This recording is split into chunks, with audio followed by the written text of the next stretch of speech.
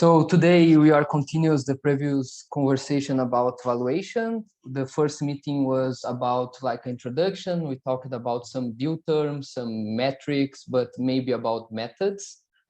Today the idea is to go deep on the startup qualitative valuation method. So this is the goal for today. After this meeting, we will share the presentation. Also, we will share the recording, and we will send together the presentation of the first event if you miss it. So for today, I prepare this agenda. So the first moment we'll just review the framework valuation for business angels. Then we can talk about the overview about methods, going deep on qualitative approach, and then talk more about comparables and what kind of data it's interesting to use. And to close, for me, one of most important points about a qualitative valuation method, the questionnaire, or what your question, for what you are questioning for your founders, for the people that you are in contact to. So to start that, I just bring a quote from Peter Thiel. I believe everybody here knows who it is. If not, we have a problem. And he has always the same habit to make exactly same question for the founders in the first meeting. So in the first meeting, he asked about what important truth do very few people agree with you on? And this is not an easy question. I use a long time to give an answer, and I'm still working on my answer. But why this is important? Because with this simple question, he took a lot from the founder. He can understand his vision, what he understand different for others, what is the plan, what is happening. So this is really important. Good question for the founders to take good information. So to start, I'm just bring back some basic points about valuation. First of all, remember you guys, we are in the entrepreneur framework. So we are in a new moment with lack of information from the past. We are talking about the future. We have great expectations. We assume some assumptions. We have some uncertainties. Also, we are talking about disruption, new technologies, new business model. So we need to have this on mind that we are playing in a different from the traditional framework of companies. The second point that I just to brief here, it's the two valuations named pre-money and post-money. Here is not to explain because it's a simple math, but in fact, the pre-money valuation, it's the valuation before receive the investment, and the post-money valuation is after. In example, that we are investing 1 million per 20% equity. What's happened? We have a pre-money valuation of 4 million plus the investment, and a post-money valuation of 5 million. I'm not here to explain the math because the math is simple. I'm bringing this topic here because we have a lot of contracts deals that sometimes are based on the pre-money and sometimes are based on the post-money. So it's important to understand the difference between these because the result probably will be really different. Another important topic and hot topic that we are seeing in the market, it's the occasion of priced rounds and non-priced rounds. We have a lot of investment have been done through convertible notes or safes, and sometimes we don't need to define the valuation now, but also in this case, it's important to work on the valuation and try to understand better the scenarios and what can come later. Some conclusions from the first session. Best practice vary by sector and stage, so we don't have a single valuation method for all stages and all sectors. We need to adapt. We need to understand the better fit. Second, valuation, it's about comparables. For me, it's really important because we are talking about a kind of relativity valuation, so comparable, it's important. In the beginning, it's harder to have great information about comparables. In the mid, late stage, we have more good information about comparables. We will go deep on comparables today.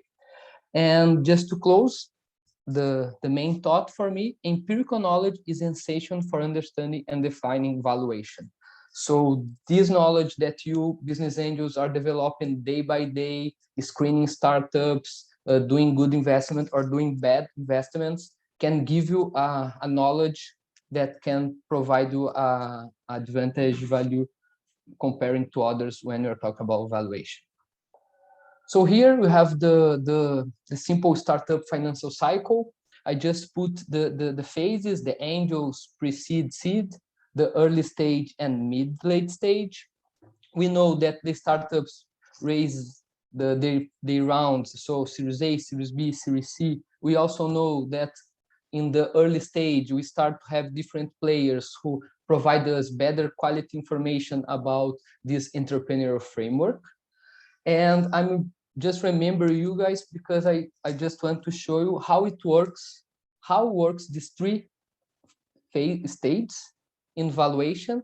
So in valuation, I have the same three stages in the bottom. So in the first stage, angels investment, seed investment, it's mostly qualitative. So we have the main method, scorecard, checklist, risk summation factor, and milestones and achievements. We will cover all these four today.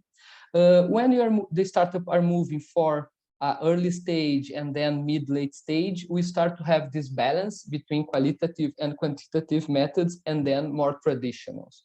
With the same thoughts about a kind of valuation timeline, I already showed you this before, but I have another interesting table. This is another perspective about the valuation timeline. These documents came from Equida platform. So they are using always 5 different methods to evaluate the startup, okay? 2 qualitatives and 3 quantitatives. And they have a different balance between the stage. More or less, it's the same here. We have different stages and we have different balance. And here they have a percentage. So it's different. It's another vision of the same timeline. Just to say something in the idea stage, so just the PPT, just trying to have the MVP, more than 75% is based on qualitative.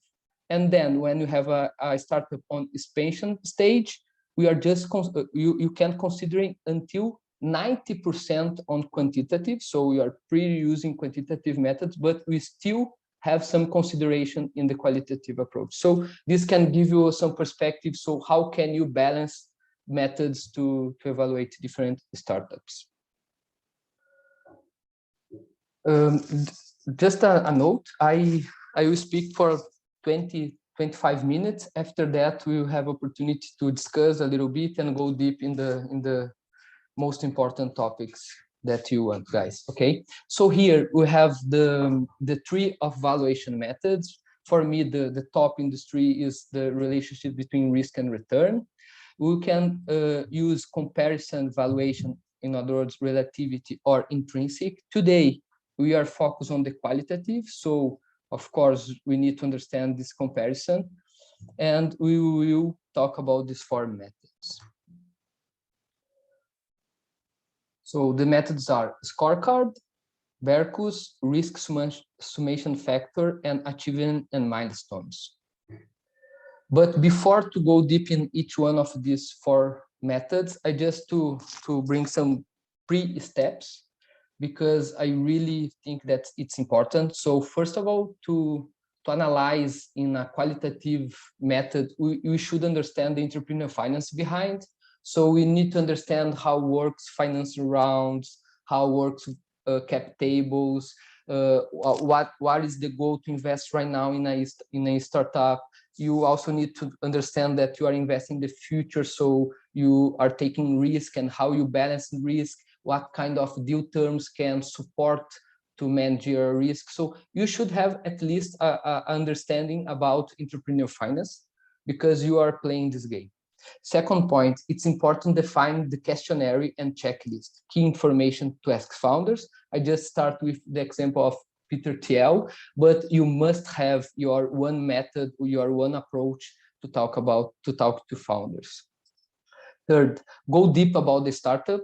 Sometimes we believe in what founders are saying, but it's important to check some references, who work with the founders before, who are the companies who are testing, doing the validation or using the MVP right now, if the feedback is the same or not. So go deep about the information setup. If you have a good questionnaire, this will be easier because you have your checklist, you have your own method. And then just to close, you should collect specific information about comparables and industry insights. I'm saying that because this is not something that's happened the day to night. We should look for reports. You should go to platforms of crowdfunding, equity information, and start to collect information, to also follow some companies. For example, today I have account in almost all these kind of platforms, and I have a profile of startups that I'm looking for, let me say. So every day almost I'm receiving alerts that a new fintech raised around. So if I'm in this space and make sense to have this kind of information, we should go and collecting this specific information about your innovation ecosystem. So to start, the first method that I want to talk to you is the Scorecard Method. It's not difficult to understand. This method was created by Bill Payne in the United States. Bill Payne is a really well-known angel. This methodology was created around 2000, maybe 2001, to be more precise. So it's not something new, okay? But it's something that comes from the angel investing approach. So the first step to use a scorecard, it's the determination of the average of pre-money valuation of similar companies' valuations based on their geography. In other words, we should know what is the average. Let me say that we are a group who invests in Portugal. So what is the average pre-money valuation in startups in Portugal? We should have this information. Of course, that is better if you are looking for fintechs, what is the average pre-money of fintechs in Portugal? So you have a more precise, a more specific information and better to use. So first of all, you should have already collected this kind of specific information. Second point, the scorecard is a questionnaire about 6 criteria. I have here in the right the 6 criteria, so it's really know that the first one, it's strength of the team. So we are invest on people, and people has a good weight here. So that's what have the major weight here, 30%. But also they are analyze the size of opportunity, competitive environment, strength and protection of product, partnerships, and funding. So when you are analyzing these 6, you should have questions specific for each one of this. So how you will evaluate the team. So in conversations, you can evaluate. You are asking for extra documents. What kind of qualities and capabilities you are checking? What is important for the type of business that you are investing? So you should adapt for your reality, but it's really important to think about the team. It's the major point. So after understand how you check the six criteria, you should score these criteria between 0 and 200%. Why here is 0 to 200%? Because we are talking about average. So you can find startups better than the average or worse than the average. So here, that's why you are using this scale. So let me assume that in Portugal, fintechs are receiving investments in pre-seed with 2 million valuation. If I find a really good startup in the fintech space, I can pay until 4 millions because we will be the 200% of this amount. If, of course, the scoring was like for all 6 things, the max. So based on these scores and the weights, in the end, you adjust the average for your case.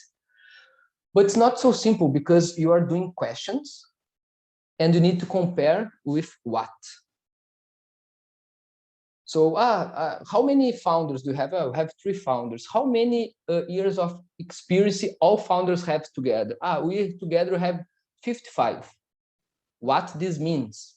Because, or in other words, you are in touch with other companies in the same space to compare, or you need to have this deep research to collect information.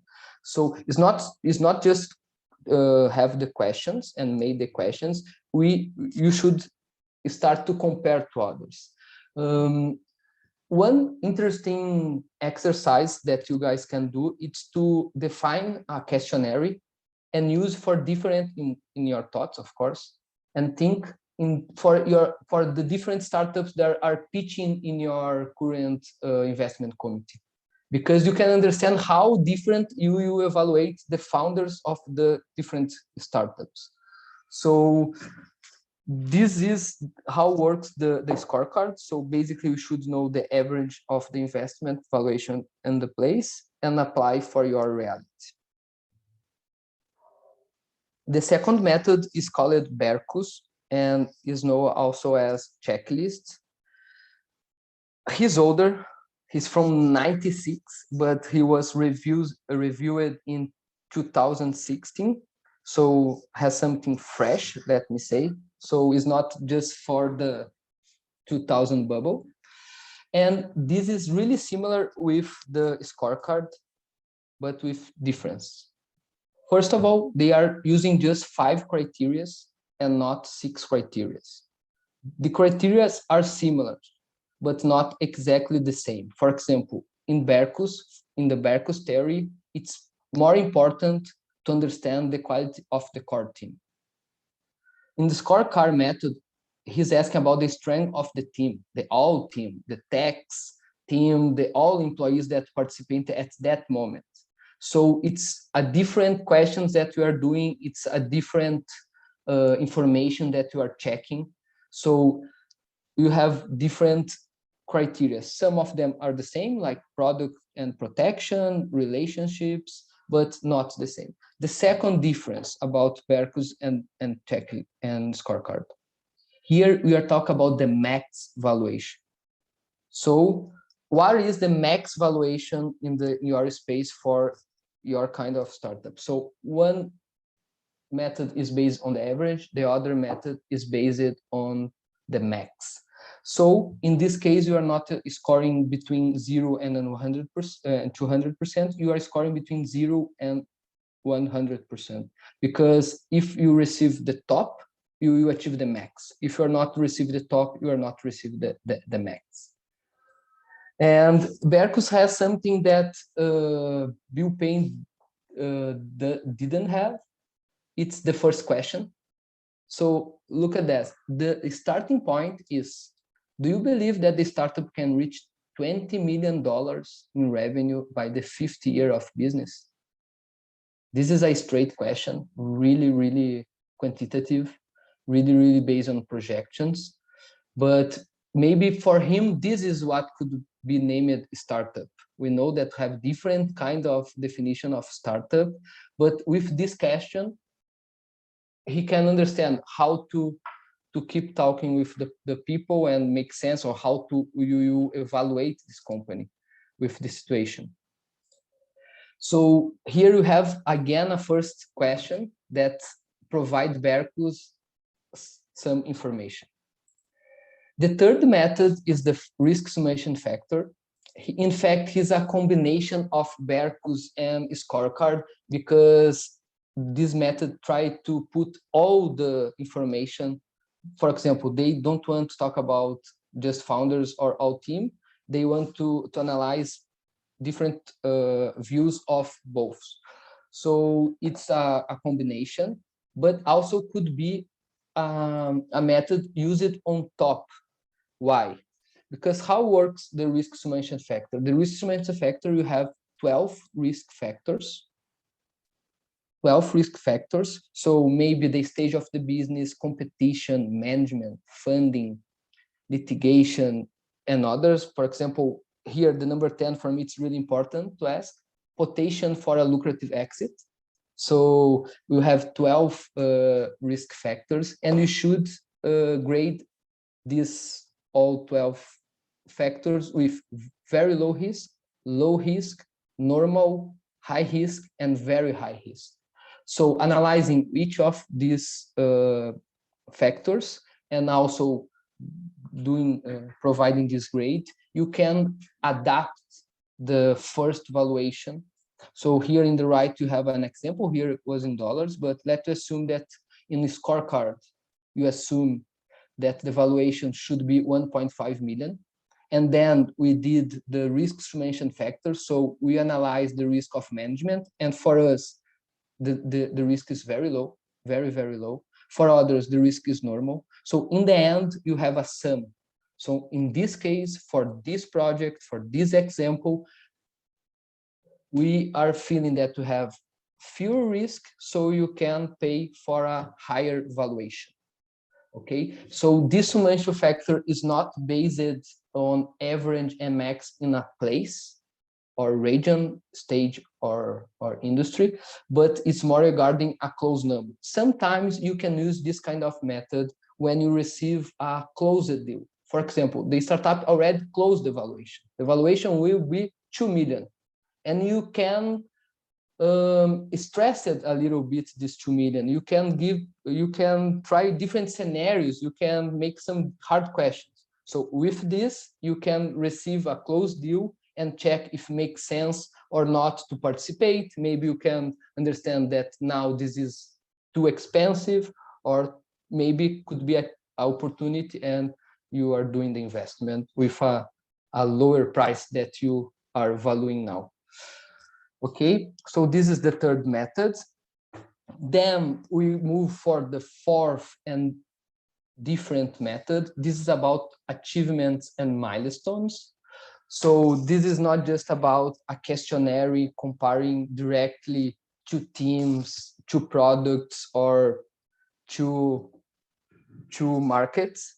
Here we need to combine the roadmap of the company with what is expected for companies who are participating in the same field and also are doing great.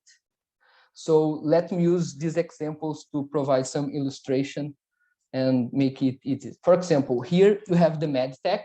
I will start with the medtech, and we know that before and after some achievements, the valuation of the startup will be different. For example, when the medtech are doing the first test in human, they have one valuation. When they achieve the CE marking, the valuation will increase a lot. And this is clear for who is participating in this market. I'm not participating in the medtech and health tech, so I'm not able to go really deep on this specification about what should be the amount of this valuation in different series.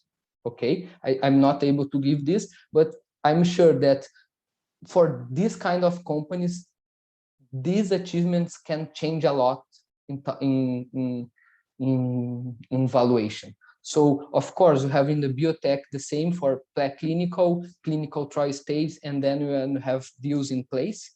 So it's the valuation, the price to invest in a biotech who are just trying to do the first clinical must be different for who already is selling and making deals with the researchers. And also one really famous one, it's about the SaaS model that a lot of SaaS companies are looking for achieve 1 million in ARR. This is like a achievement, a major achievement to pursue the Series A. And why 1 million? We don't have an answer for why 1 million, but for example, when they achieve 1 million, they already pass for some problems that they will just face in the beginning. So this could be why it's 1 million. But in the other hand, 1 million could be different for different kind of SaaS, because you can have SaaS with smaller tickets or bigger tickets. So all the times you need to go deep on this number to understand the ARR. One really important question for investors is to ask how they are calculating the ARR, because I have different ways to calculate. It's hard to be 100% correctly, so it's interesting to understand. And also when they are explained to you, you can understand the philosophy behind that. So, and why milestones and why this is matter with valuation? I just talk about a possibility to have price and rounds and non-priced rounds. And it's common. For example, I use this SaaS example here. Let's assume that the startup didn't achieve the 1 million in ARR. They are just in 800,000, okay? But the founder really believes, and they have the next client, and the clients, the leads are increasing, and they are pretty sure that in the next 6 months, they are achieving 1 million euros in ARR. What you can do if they don't have the metric today? We can have two different valuations for the milestones. For example, if in this case, in 6 months, the company achieve the ARR, we are able to pay the let me assume 15 million euros. But if not, we are not able because you didn't achieve this milestone. So the valuation, the conversion of the valuation should be 12 million. So this is really important in some sectors because the evolution of the company, the growth are straight connected with a specific achievement. So this is more about combining the industry framework and how works the growth of the companies who made before with the current roadmap and the next achievements for the startup. Yeah, but in the beginning I say about comparables, and in fact it's all about comparables in sector, stage, and geography. And where find this information? Here I have some websites, more platforms focus on this kind of equity information, secondary market, and so on, entrepreneurship. I just find a new one last month named Comparables.io, who are trying to do a really specific job just about comparables. They are not using methodology. They just want to provide information about comparables, really interesting. And also you can find information in associations, Angels Network, VCs, and other. But like I said in the beginning, field and empirical logic, it's really important. And you just will achieve this if you are paying attention in all this information that passed through you. And with this on mind, I just bring here some benchmarking from others. So here I have from Verve Ventures, who most invest in Europe. So they have mainly 4 verticals: medtech, hardware, biotech, and SaaS. So they are in the field, investing in the field, and this is the range of valuation for seed stage for this 4. With this information, we can easily see a difference between these 3 first. So biotech, they are paying more in the max. It's clear. So this is what Verve Ventures are saying about their 4 verticals in Europe. Another interesting benchmark is from Alejandro Cremades. Alejandro Cremades wrote the book The Art of Fundraising. I participated in his program called Inner Circle for some months, and he started the topic valuation just presenting this table. Of course, this is about the United States. Here he used different stages, right?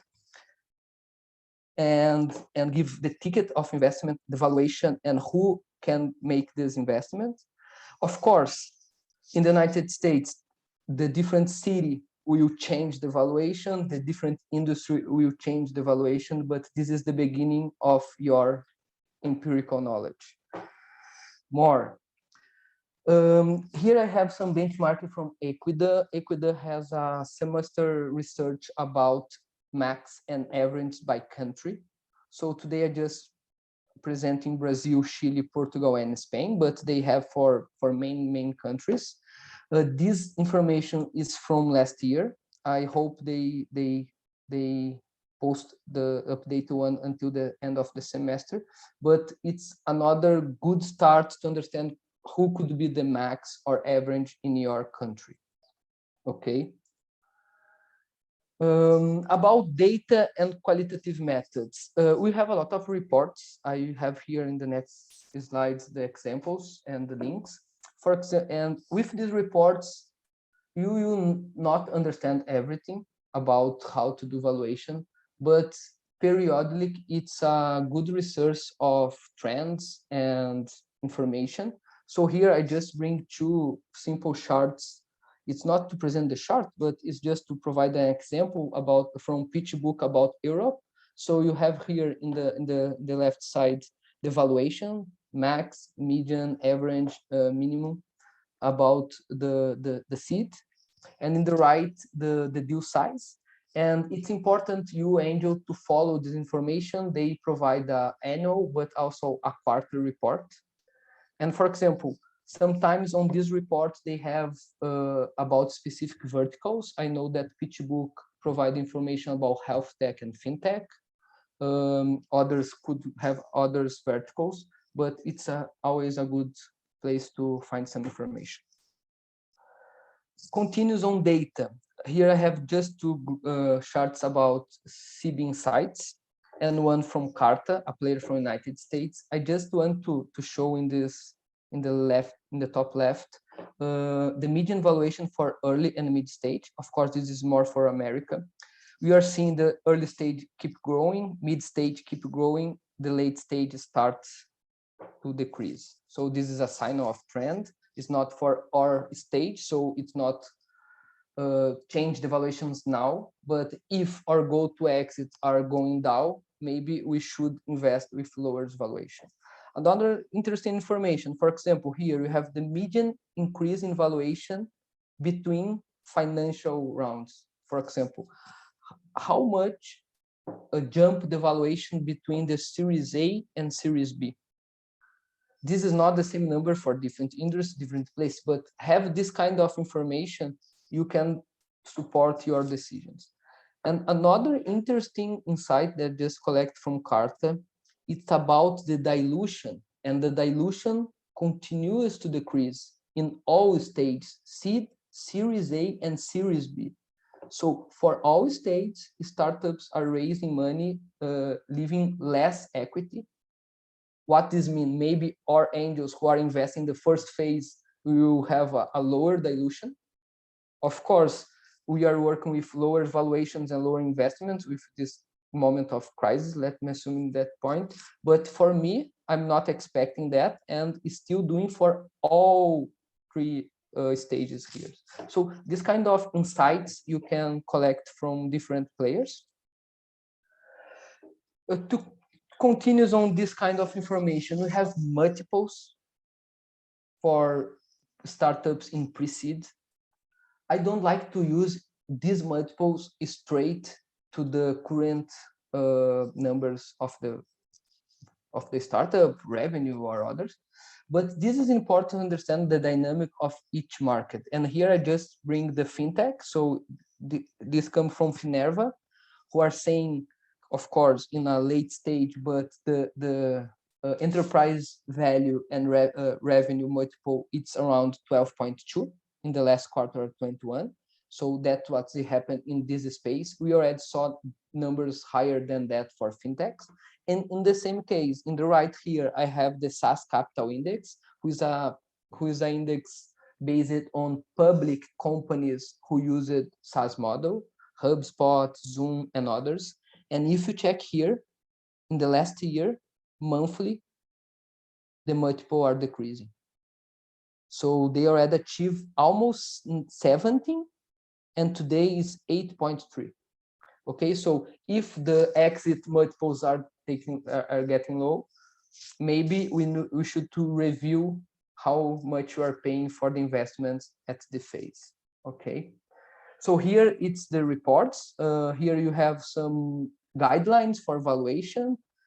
pitch books and reports about the industries, and also some websites that you can find more information and go deep wherever you want. So my last topic to close here, it's about questionnaire. Before talk about questionnaire, I bring here some online qualitative valuations tools. So I have here 6 sites that has a questionnaire that the startups will answer the questionnaire, and in the end, the websites provide the valuation. One of these is about seeders, one player about crowdfunding and secondary market, who create their one calculator. I really like the startup value.io. It's a new one, it's more dynamic. If you change the business model, they will suggest a different model, different method to evaluate. It's interesting. Startup Falcon also is a new one. Smart money valuation, it's more about Brazil. It's created by Klepper, João Klepper. So it's really similar with another, but just about the reality of Brazil. So in this case, we have a specific question: what state of the Brazil the startup is? So it's important to understand that we are not have something generic for everything. So if you are evaluating startups in Brazil, the state will make difference. So yeah. More. We have also Equida. Equida was almost a partner. We already worked together. Equida was a paid platform for startups. They are combining 5 models. We already use it with some startups of our portfolios. I just want to say that we have a discount of 30% on valuations and subscriptions. So if you want to use the platform to evaluate something, or you have a startup who need this kind of report, we can provide this discount. And it's interesting because in the end, the Equida provide a really deep report, more or less 27 pages, and it's not a big deal to do it. More than just the 30% discount. I didn't talk that with Ella, but also in the email that you are sending after this meeting, I will send my Calendly. So if you want to talk more or go deep in one case, or just give me a specific case, or bring some founder, or just discuss some good thoughts about how to create your questionnaire, I will be available for the next 3 weeks to schedule a short meeting to keep talking, okay? And just to close, I took the questionnaire from Equida that we already used it from some startups from COREangels. I will share the link with you now from the questionnaire. The questionnaire has important questions, and that's why I'm sharing this with you, because the questions can give you some ideas, but also the options, the answers here can support you to understand if your startup is good or not, because mainly the first is not good and the last is good. So if you want to try to see this question, it's really interesting, and I know that you will find some interesting questions to do it. For example, one question that I like to Fernando, can you please zoom in a little bit on the screen so we can see the questionnaire? Thank you. Welcome. So come back to exits. That was one of the risk factors, but here we have a question. I'm not sure if you are asking this for your founders, but does the company offer a valuable exit strategy to investors? And look, the first question. We did not think about exit strategy so far. Weak answer, right? Or big companies demonstrate strong interest and willingness to commit to the acquisition. So I really believe it's interesting to read this kind of documents who can provide some insights. All right. So that's what I have for today. Thank you, Fernando. No, sorry. I have just to close the conclusions. in fact, startup valuation is a little bit of competitor search, benchmarking, market analysis, scenarios, risk and return, merger and acquisition screening, people, equity research. The qualitative methods come to resume all this information to a simple formula of thinking, not a Excel, not just a Excel, of thinking, right? And to conclude, you should adapt or develop a quantitative method for your reality. It's crucial to understand the entrepreneurial dynamic. Structure and terms are different for every round.